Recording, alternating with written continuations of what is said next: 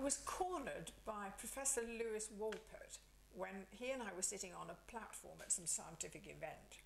And he said to me afterwards, you go on about liking the theatre and the arts. There's something you should know about.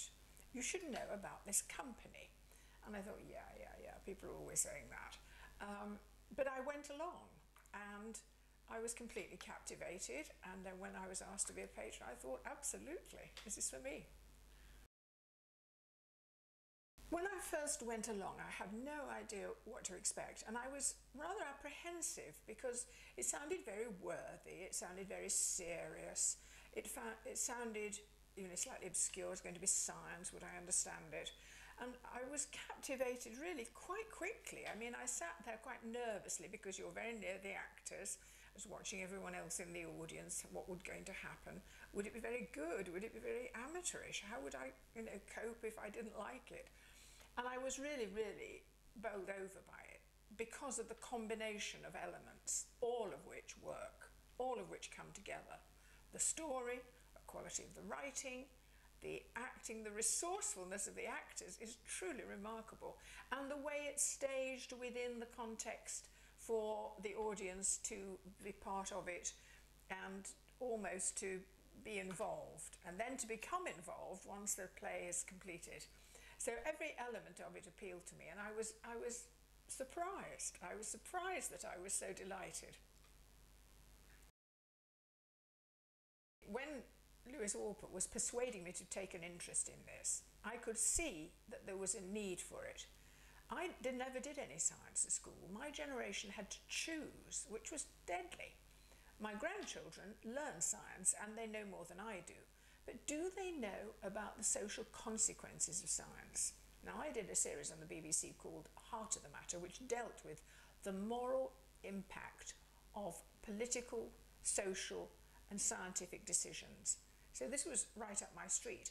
And that's what's extremely good about it, that it takes major fundamental issues which sound very high-flown when you read about them in scientific magazines, but it makes them accessible without diminishing them, without oversimplifying it. Of course, they tell stories that are clear and easy to grasp, but they don't oversimplify it and make it an easy matter of black or white. You choose. It's because science, moral decisions aren't like that.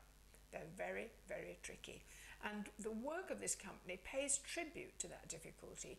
It honours the fact that intellectually these are very difficult problems to solve, but it does it in a way that engages you without you feeling you're being preached to, because you're not, you're being entertained.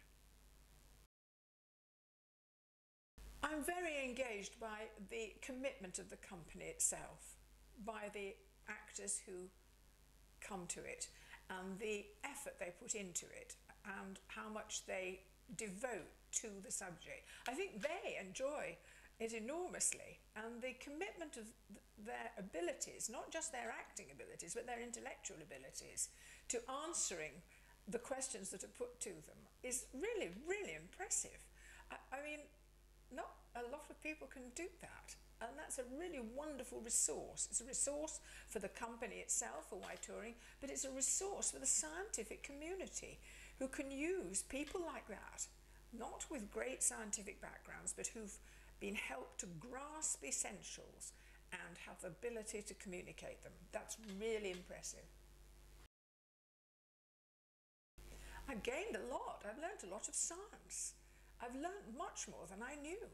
I didn't know the dilemmas, I didn't know, or I hadn't stopped to think what the ramifications of different scientific discoveries were. I simply hadn't bothered, I let it slide. And because I was being entertained, I was focusing my mind on what was being told to me. But of course, when I went away, I knew a lot more. I knew what people involved in these different dilemmas went through. I knew how difficult it was for them. I knew that we must be sympathetic.